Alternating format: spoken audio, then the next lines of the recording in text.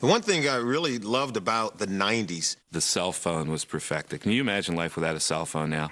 You can't see from television. I want you to see it live like your boy getting ready to see it. The 90s gave us the internet. but once we got into the 90s, everyone had kind of figured it out. Let's throw the ball.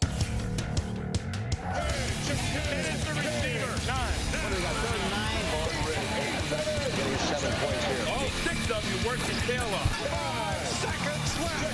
4, you dreaming? 3, 4. That was 3. 7, 2, rushing 2 weeks. 4, 1.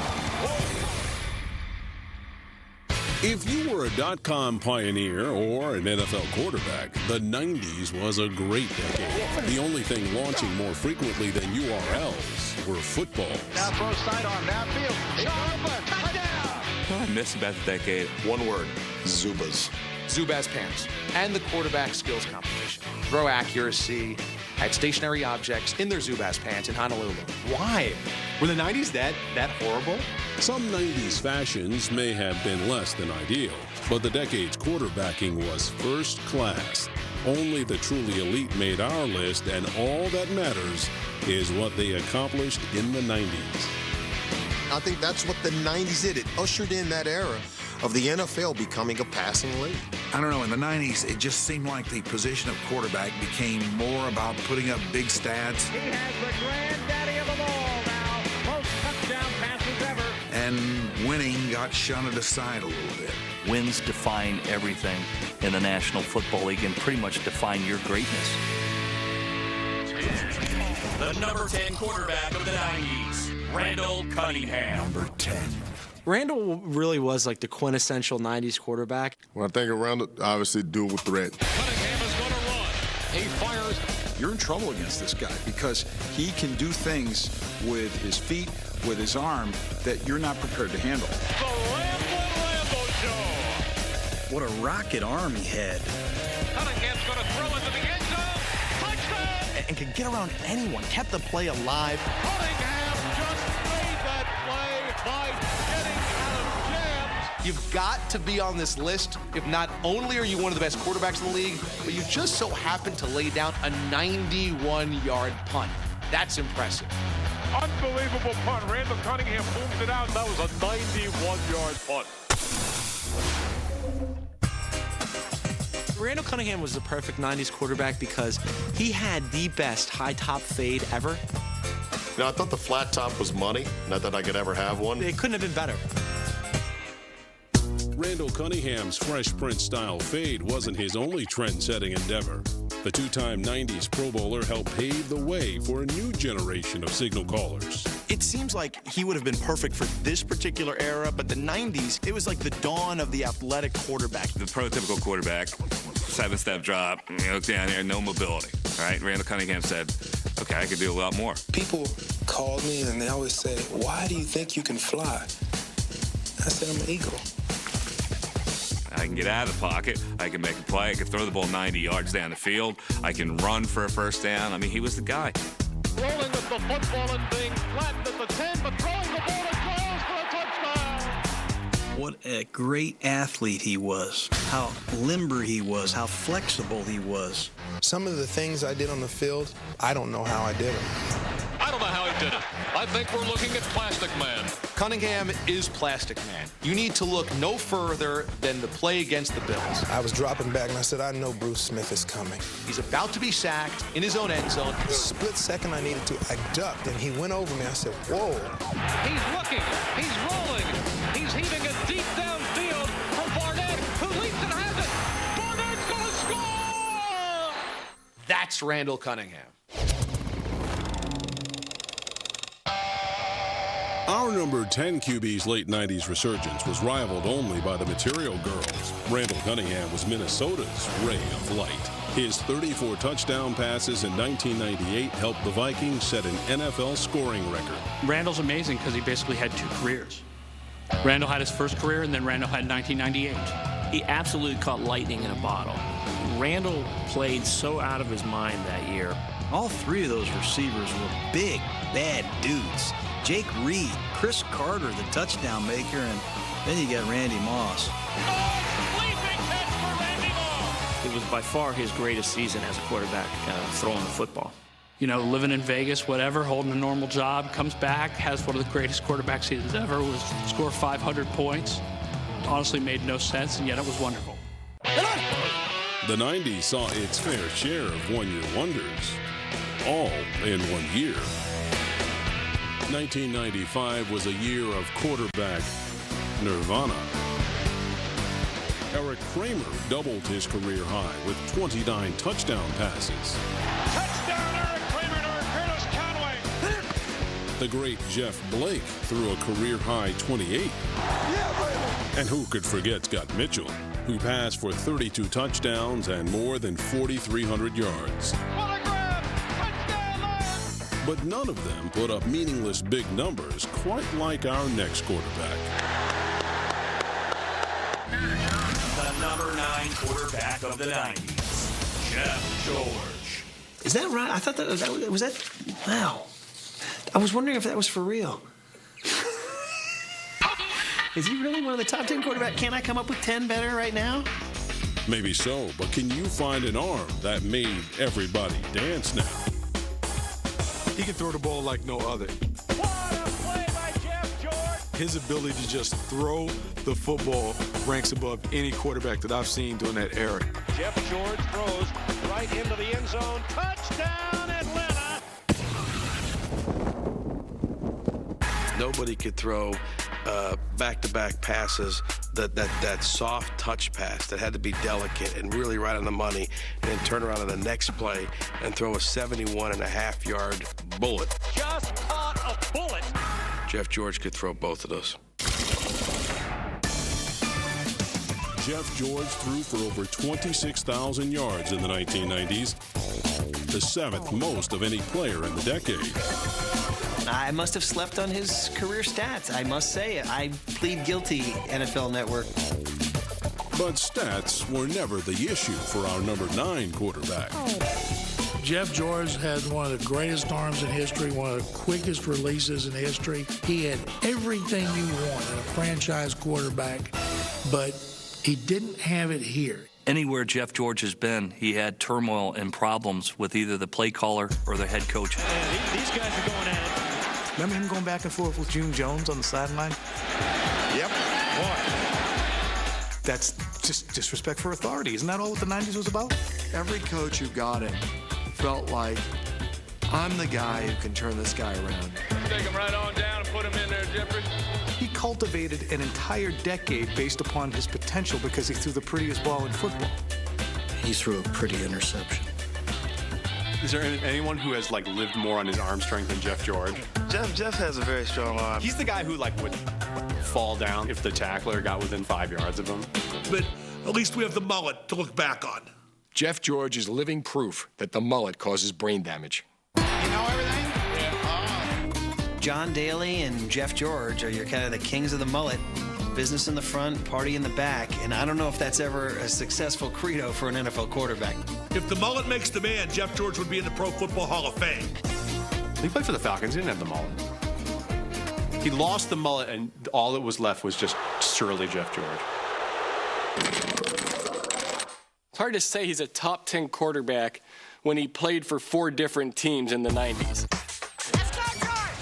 It says a lot about his sheer talent that even though he was acknowledged as a head case throughout his career, he kept getting chance after chance after chance. Jeff George is throwing the ball accurately, short, medium, and long today.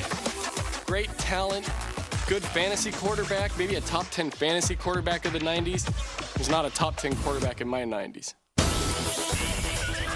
The number 8 quarterback of the 90s, Drew Bledsoe.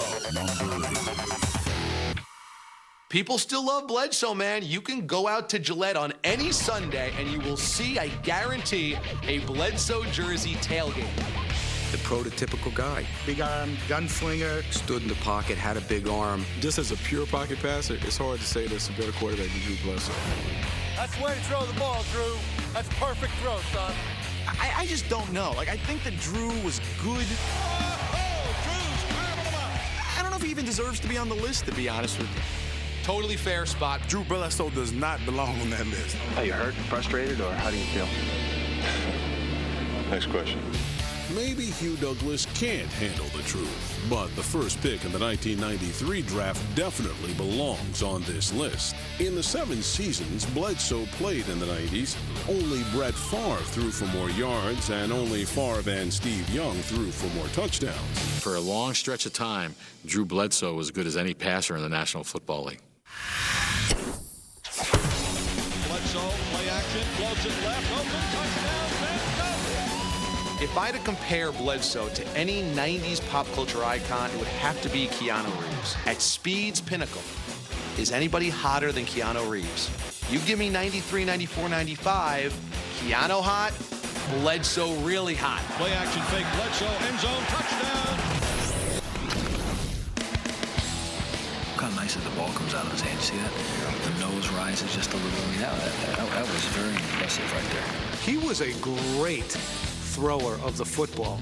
Best part of Drew Bledsoe, his arm. 118-yard bullet. His arm. Great throw. His arm. The Patriots regain the lead on Drew Bledsoe's 4th touchdown pass of the afternoon.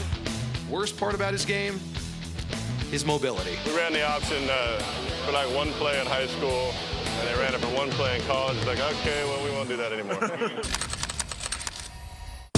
Not even a broken finger could stop Bledsoe from launching more Patriot missiles than George Bush in the first Gulf War. How about that one by the Brewmeister? Bledsoe threw for the 2nd most yards per game in the decade, and the Patriots rode his right arm back to relevance.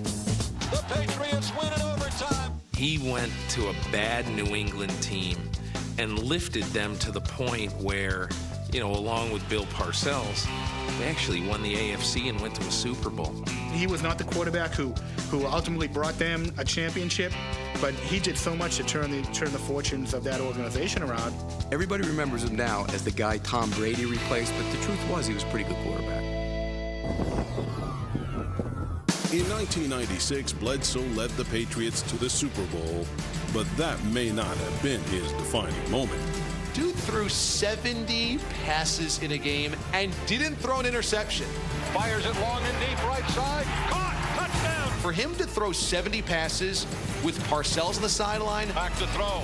Looks, floats to the end zone. Touchdown. The Patriots win. That's special. The 90s taught us that being a top draft pick does not guarantee success. Don't talk to me, all right? Knock it off. A few first-round talents didn't live up to the hype. Leaf throws intercepted. Bad decision. But some hidden gems honed their skills on foreign soil before enjoying NFL success. The throw, Purdy wide open. Touchdown, Aaron Gold. And no one traveled further than Kurt Warner. Let's go win it right now. Just watching that guy go from the grocery bagger to Super Bowl champion is amazing. We will rally around Kurt Warner, and we'll play good football. St. Louis, the gateway to the West, is now the gateway to the best. Our number 7 QB wasn't bagging groceries, but he wasn't drafted either. The number 7 quarterback of the 90s, Warren Moon. Warren Moon is by far one of the most underrated players in NFL history. Moon to throw from the shotgun. Deep down the middle for Jeffries. He's got it to 30. He is going to score. He threw a pretty ball. He threw a catchable ball. Another perfect pass by Warren Moon. One of the greatest quarterbacks of all time. Moon. Looking deep down the middle. Has the man Drew Hill. Touchdown. I think he should be a little bit higher up this list, quite frankly. Warren Moon has been fighting for his rightful spot in history since going undrafted in 1978. Determined to play quarterback at the professional level, Moon took his talents north of the border, where he rewrote the record books. I just want to once again underscore, he won 5 Grey Cups before he came to the NFL. Moon, he steps up and fires. Tom Scott is wide open. Touchdown. He threw for 21,000 yards before he got to the NFL. When Warren Moon came to the NFL from the Canadian League, he was out to show the world that the NFL made a mistake when they didn't even draft him. Our number 7 QB did more than prove he belonged. He passed for the most yards per game in the decade. Moon threw more touchdown passes in the 90s than John Elway. Moon, short drop, looking for Jeffries, got it, touchdown! Some will tell you his stats were blown up a bit because he played in the run and shoot. But boy. In Canada, he didn't play in a run and shoot offense, but he won 5 straight Grey Cups. Warren Moon played in a run and shoot for 3 years, but he had his greatest season statistically with Minnesota when Dennis Green was a coach and he ran a normal pro-style offense. That's it! Round 20! The great thing about Warren Moon to me was that no matter what offense he was in, no matter what system he put him in, no matter what coach he played with, he was an accurate, great downfield thrower of the ball. Back goes Warren Moon.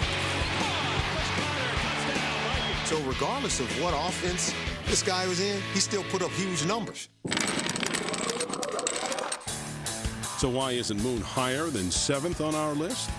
He's like, okay, you know he's going to put up huge numbers, but can he win? He only had 1 playoff win in the decade. Hard to blame Warren Moon for some of the bad defenses he had. It wasn't that he didn't embody winning. It was just that for whatever reason, he didn't win. Let's go now. Let's get off to a good start tonight. Let's do our work. Let's do it right. Let's get it done today. A win on 3. 1, 2, 3. Win! Yeah, Warren Moon deserves on this list. He had a Hall of Fame career in the CFL before he had an NFL Hall of Fame career. Warren Moon is an incredible story because you think of how great his career in the NFL would have been if it had all been in the NFL. The number 6 quarterback of the 90s, Jim Kelly. You're not giving Jim Kelly enough credit here. At number 6, this is a joke. Sorry, Jim Kelly's offense made him a great quarterback. Kelly to throw. Short drop. Reed right on the money. Great thing about Jim Kelly, he was a trigger man of a complex offense and could do it all himself. He's the Terry Bradshaw of his generation. Bradshaw and Kelly may have a lot in common, but when it comes to championships, they are polar opposites. Both made 4 trips to the Super Bowl, but Bradshaw has 4 rings, Kelly has none. The Bills dominated the first half of the decade like Forrest Gump at the box office. But instead of run, Forrest, run, it was throw, Jimmy, throw. Hey, the K-gun was one of the great offenses of the 90s. Takes the snap, backs up, will throw. He's got a touchdown. That's what you got to do. Jim Kelly was his own offensive coordinator. Jim Kelly carried that offense and that football team in so many respects. I think one of the things about Kelly that's really underrated is how smart he was as a player. It is amazing how fast his brain worked. I mean, he saw the field and snapped off the plays as rapidly as anybody could. Here's Kelly to throw. He pulls it down, throws, Reed's got it at the 30, and in for the touchdown. Jim Kelly's probably the most unlucky guy in the history of the NFL. Maybe more than any other quarterback in football this side of Dan Marino, it's unfortunate that he never won a Super Bowl. Somebody's got to win, somebody's got to lose, but, you know, you always think, why? Kelly came up small in the Super Bowls. Kelly on a bootleg. Looking. Thrown in the end zone. Intercepted. Kelly's touchdown-interception ratio in the Super Bowls, 2 to 7. Kelly to throw. And as he throws it out, intercepted. I think Jim has taken far too much of the blame for the 4 Super Bowl losses. No matter what, you think of him as a 4-time Super Bowl loser. Not the guy who got to 4 Super Bowls.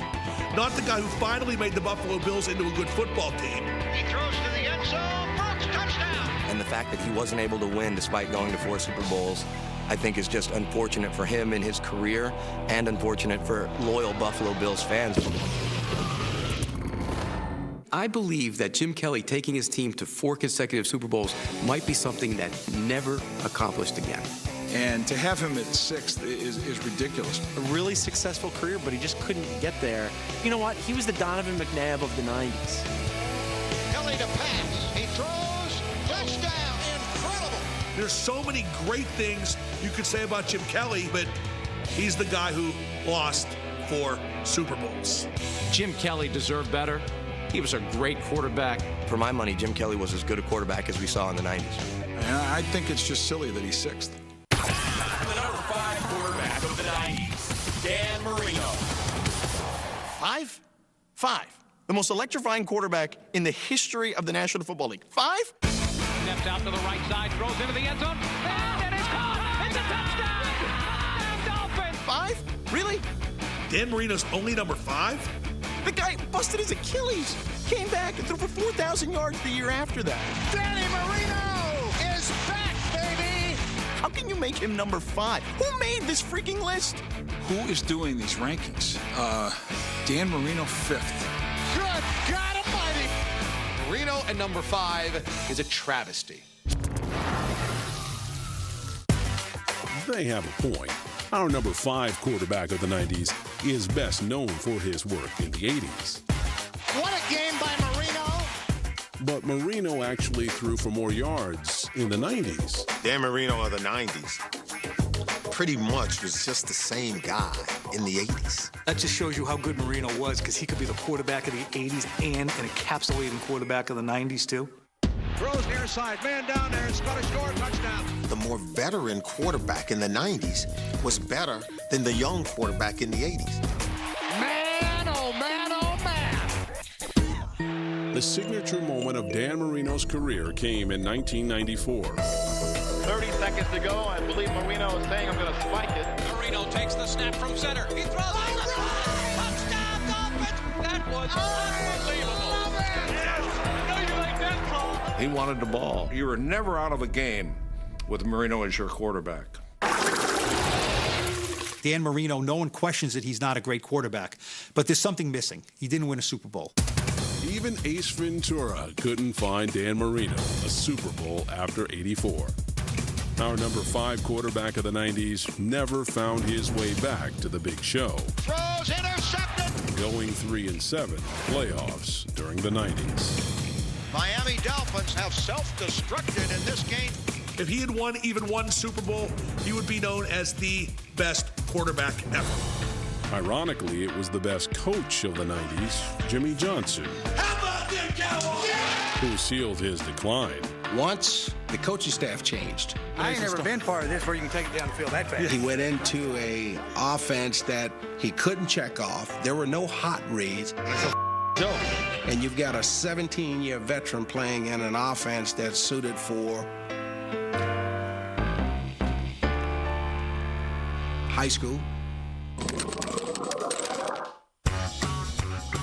The funniest Marino thing to me is when you get to him and bring him down, the first thing he's going to say is, "You got me." All right. Then look at his lineman. "You fat slug." Give me some time to throw a 5-yard out. The 90s is the time when he just got old, surly, gimpy legs, and Dan Marino's probably looking right now at Mark Clayton, Mark Ingram. You got the one-on-one, bump and run. You got to win. All those guys are getting yelled at right now. Get that out of here. Get that out of here. Then he's going to throw a Gatorade glass on the floor because he's number 5 on the list. The number 4 quarterback of the 90s, Steve Young. Number 4. If you were building the quintessential quarterback, it would be Steve Young. Young takes off. He might go. Down to the 10, down to the 5. Cuts to the right. Pushes off. Into the end zone. The man could do it all. Talk about a 5-tool athlete. He's a 5-tool quarterback. Young throws downfield. Jerry Rice. He's got it. Touchdown 49. And a play by Steve Young. Steve Young was a wild man. Psycho! Psycho! This is the psycho! In an exhibition game, his helmet falls off during the course of a game. What does he do? He cuts it back upfield and gets about 15 more yards. A lot of people forget, how good of a runner he was.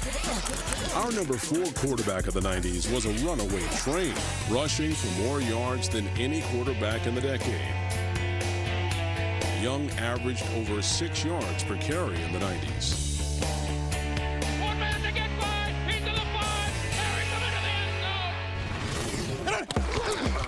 zone. That athleticism sometimes overshadowed the rest of Steve Young's game.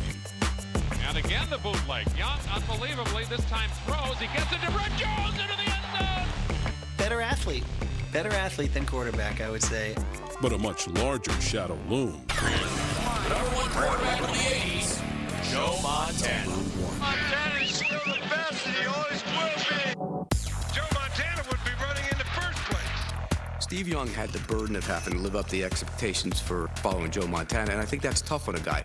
Joe was more of a quarterback and Steve was more of an athlete, so I know that'll upset Steve very much to hear that. For a brain your size, you're not really acting very smart. But when you go back and look at the numbers, Steve Young had 5 seasons where he had passer ratings over 100. Young drops back to throw, pass to the end zone.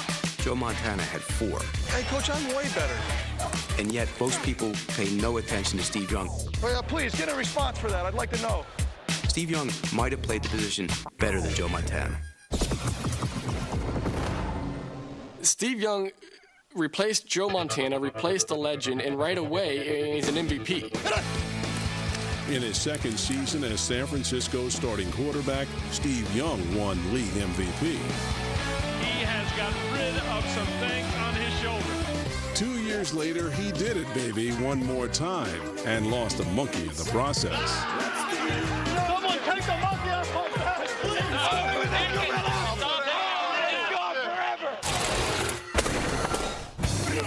Steve Young also had the highest quarterback rating and winning percentage of any quarterback on our list. The ball had to be perfect. It was. Niners will win it. Niners will win it. Nobody had as much rushing value, nobody had as much passing value, and nobody else did it year after year the way he did. Steve Young, one of the courageous games I've ever seen in a pro football player's career. Just the stuff of legend. Steve Young was the best quarterback of the 90s, period. There were 6 QBs in the 90s good enough to lead their teams to the Super Bowl, but whose total body of work in the decade couldn't crack our list. Touchdown, San Diego! And we got a dandy in Super Bowl 30. Among this group, only 2 were able to bring home the ultimate prize. Something that they said would never happen, couldn't happen.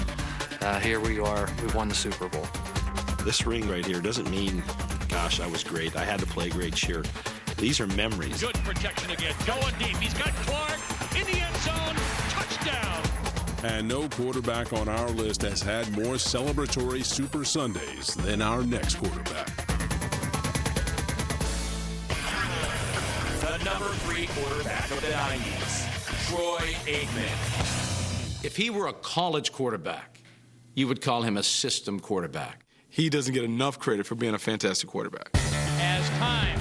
Going for the end zone. He's got a man. It's caught for a touchdown. I think Troy Aikman could even be number 1.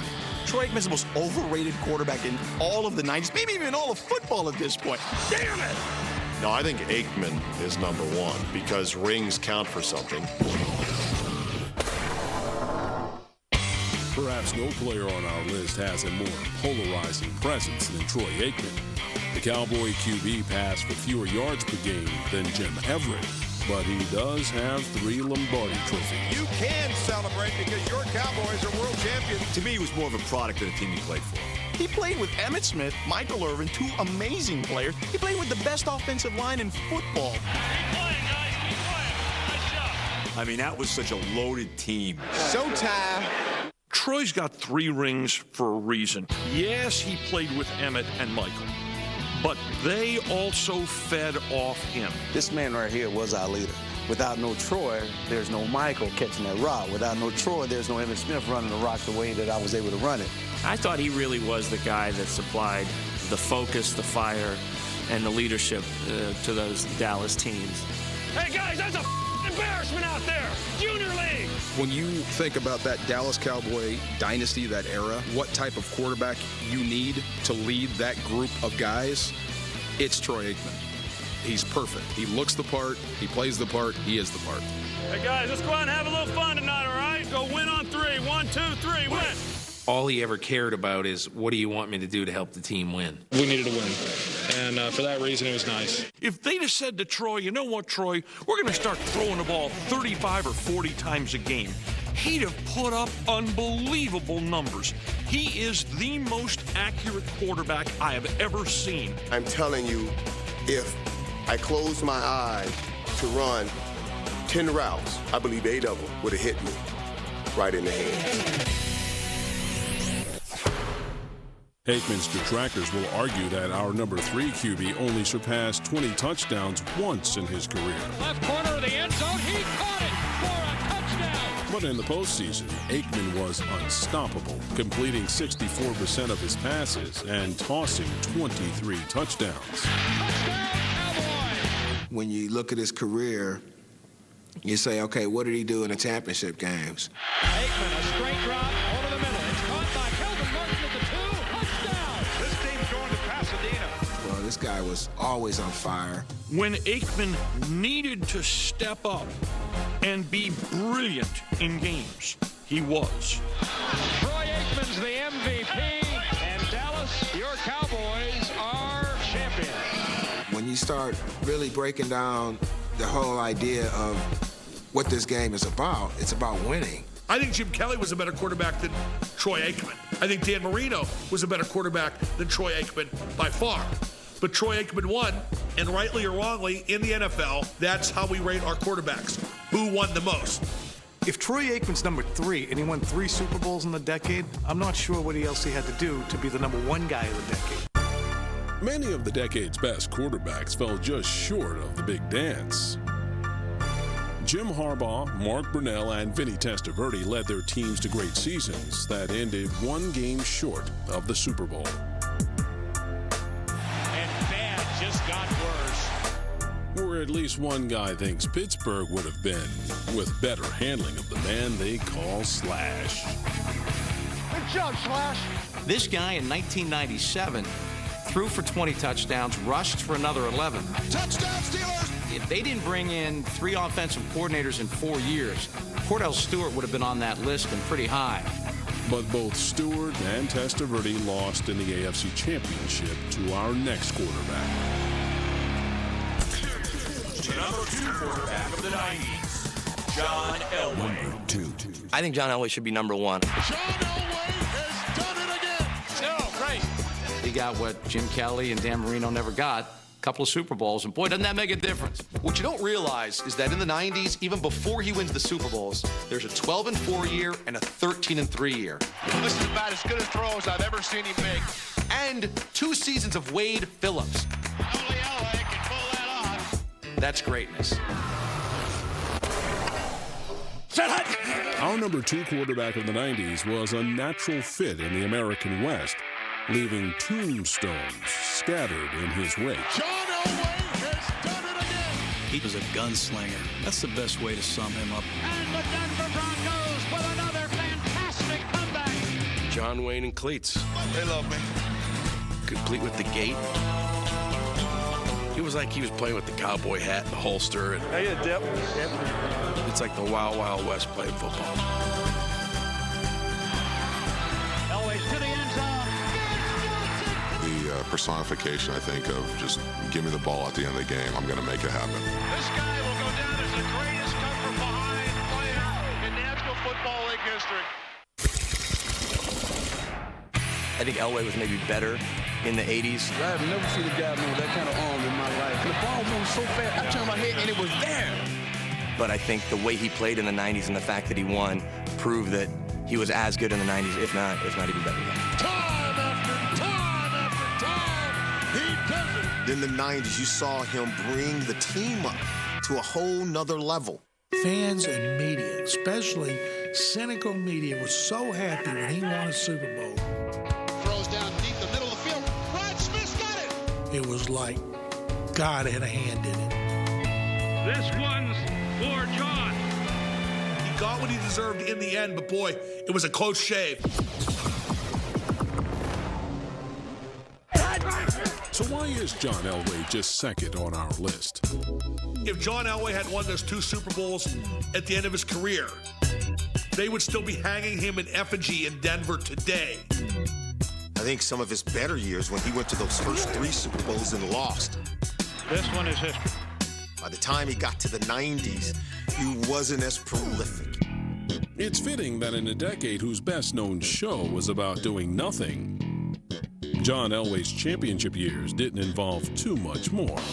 Davis hand up, first down. Terrell Davis, 45. Oh, look out. Goodbye. TD for TD. Though his winning ways earned him second on our list, Elway doesn't rank higher than 4th in the decade for any major statistical category. 50 yards on the carry for Terrell Davis. Numbers aside, no one can take away the fairy tale ending for our number 2 quarterback of the 90s. You know, in the Western, where you get the cowboy, and the cowboy can't figure it out, and the bad guy's getting the best of him, and then at the end, he rides off into the sunset after saving the girl? That's what happened to John Elway in the 90s. He was the cowboy who rode off into the sunset. And now, the number 1 quarterback of the 90s, Brett Favre. No, you have it wrong. You're making me sick. Would I call him the best of a whole decade? I don't know about that. Oh, we're going to give him some. NFL Films loves Brett Favre, obviously. And there was a period there in the 90s where Favre and the Packers seemed absolutely unbeatable. We really built our defense around stopping Green Bay in the 90s. Who can throw it better than Brett Favre? Brett was the toughest matchup we ever had to face. You think about him with Reggie White resurrecting the Green Bay Packers and then running around the field with that helmet raised. Brett Favre was the 90s. Brett Favre burst into the league with unbridled enthusiasm. You might even say teen spirit. 23 seconds left. I'll drive it anywhere. We call 2-jet all go, and he threw a laser. There's a man wide open. Touchdown. And it's caught. And the Packers have tied the game. A kid 13 seconds to go. When you saw Lambeau Field that day, the excitement in that crowd. These fans are going crazy. It was unbelievable. Quarterbacks that I've seen, he has to rank number 1. I think for a guy who is just fun to watch. The way he could improvise, the way he made a game exciting. He flips it into the end zone. Touchdown, Green Bay. You see him pitch a ball underhanded. Just the way they drew it up, huh, fellas? A lot of that's just his attitude. No more rocket balls, please. Well, I was teamed up. No, I know. I used to think it was hysterical though watching Holmgren just fume on the sidelines and fart. Can he play? Does he know what to do? Throw it away. Throw it away. Throw it away. Why didn't he? He threw some of the most spectacular bonehead interceptions in the history of great quarterbacks. If you didn't think it could get any more ugly, it is. That was a life we lived for 3 years there. It was exciting, man. He is caught from behind, got away. Still, touchdown. Holy cow. But Brett Favre was more than just fun to watch. He won 3 consecutive MVP awards. What a play by Brett Favre. Lewis comes over the middle. Freeman caught it. Touchdown. Oh, what a play. He came back to make for the touchdown. Go now, come on. And won Super Bowl 31. Got him wide open. It is going to be a touchdown drive, right? And when you have Brett Favre and you have a Super Bowl championship, what'd you expect? You know, I'm surprised it was as mild as it was. No, he's number 1. Come on. In the 90s, he had 23 or more interceptions in 3 different seasons. And bad just got worse. Aikman won 3 rings, 3 times as many as Favre. Aikman didn't lose a Super Bowl. Favre. Pass is going to be incomplete. Denver's going to win it. Elway beat Brett Favre in the Super Bowl. How does he get a notch below? And he won 2 Super Bowls? No, that's stupid. Brett Favre being number 1 is a flat-out joke. We're not underrating Super Bowl victories. For goodness sakes, if Troy Aikman doesn't have those 3 Super Bowl rings, where does he rank on this list? 10th, 15th, 20th? Emmitt Smith, touchdown Cowboys. For John Elway, for Troy Aikman in the 90s, those Super Bowl rings are the calling card. Those guys are just about where they belong on this list. To have Brett Favre as the number 1 quarterback in the 90s, it's kind of ridiculous. Who made the list? Madden? I mean, come on. It's a joke. Brett Favre is not number 1. There's no way Brett Favre is number 1. You know, look, I like Brett Favre. I would think everybody loves Brett Favre. Okay, wait a second. No, I don't like Brett Favre. I respect Brett Favre. Someone else should be above Favre just on principle. I don't know how you don't love a guy like this. He's what epitomizes the sport. Brett Favre has turned into like this big mountain. You might not like the mountain, but you can't ignore the mountain. What he did in that decade was that he dominated. What is that? Comeback number 15, Wayne. He dominated the early part. He dominated the middle. He dominated the end. He dominated discussions. I got to see this Favre out here. Brett Favre.